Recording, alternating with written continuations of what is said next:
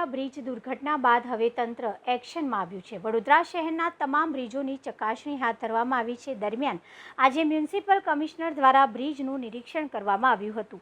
વડોદરા જિલ્લાના પાદરા તાલુકામાં 2 દિવસ પૂર્વે ગંભીરા બ્રિજની દુર્ઘટના બની એક બાદ એક મૃતદેહો મળી આવતા અત્યાર સુધીમાં કુલ મૃત્યુઆંક 19 પર પહોંચ્યો છે। હાલમાં જ બચાવ કામગીરી પણ ચાલી રહી છે। ત્યારે આ દુર્ઘટના બાદ હવે ધીમે ધીમે તંત્ર હરકતમાં આવી રહ્યું છે। વડોદરા શહેરના તમામ બ્રિજોની ચકાસણી હાથ ધરવામાં આવી છે। શુક્રવારે વડોદરા મહાનગરપાલિકાના મ્યુનિસિપલ કમિશનર અરુણ મહેશ બાબુ દ્વારા શહેરના અલગ અલગ બ્રિજોની ચકાસણી કરી હતી અને નિરીક્ષણ કર્યું હતું। બ્રિજની પેરામીટર્સની ચકાસણી કર્યા બાદ રિપોર્ટ સોંપવામાં આવશે અને શહેરના તમામ ચકાસણી બાદ તંત્ર રિપોર્ટ સુપ્રત કરશે। વડોદરા સિટીની અંદર જે બ્રિजेस છે આ બ્રિजेसની લગભગ મહિના 2 મહિના પહેલા ઇન્ડિપેન્ડન્ટ એમ્પાનલ એજન્સીઝ દ્વારા ચકાસણી કરીને રિપોર્ટ રજૂ કરવામાં આવ્યું છે।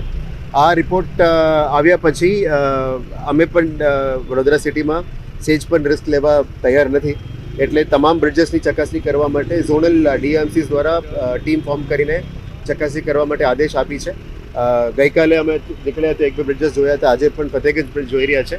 એટલે બ્રિજ ડિપાર્ટમેન્ટ અને સિટી એન્જિનિયરના ટીમ અને ડેપ્યુટી મ્યુનિસિપલ કમિશનરની ટીમ દ્વારા આવનારા 3 દિવસોમાં તમામ બ્રિजेसની ચકાસણી કરીને રિપોર્ટ રજૂ કરવામાં આવશે ફરીથી।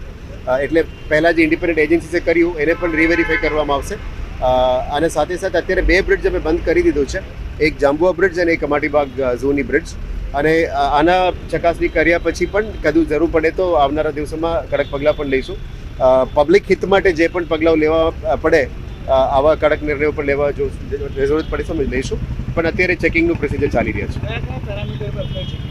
પ્રોસિજર એની અંદર ઘણા બધું ટેકનિકલ પેરામીટર્સ છે। એક તો સ્ટ્રક્ચરલ સ્ટેબિલિટી છે મેઇન, પછી કેરિંગ કેપેસિટી છે, પછી એની લોન્જેવિટી છે, એના સાથે સાથે બ્રિજનું જે મિક્સચર્સ છે જેની અંદર કયા કયા ટેકનિકલ વસ્તુઓ યુઝ કર્યા છે, સ્ટીલ, મેશ, પછી કોન્ક્રીટ, પછી બે રિવેટ્સની વચ્ચે જે ગેપ્સ, એ બધું ચેક કરવામાં આવશે।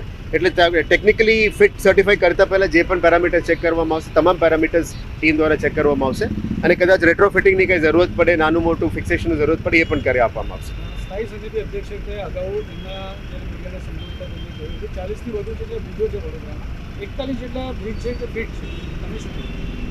That is from independent agency, independent 3 empanelled agency દ્વારા રિપોર્ટ કરવામાં આવી છે।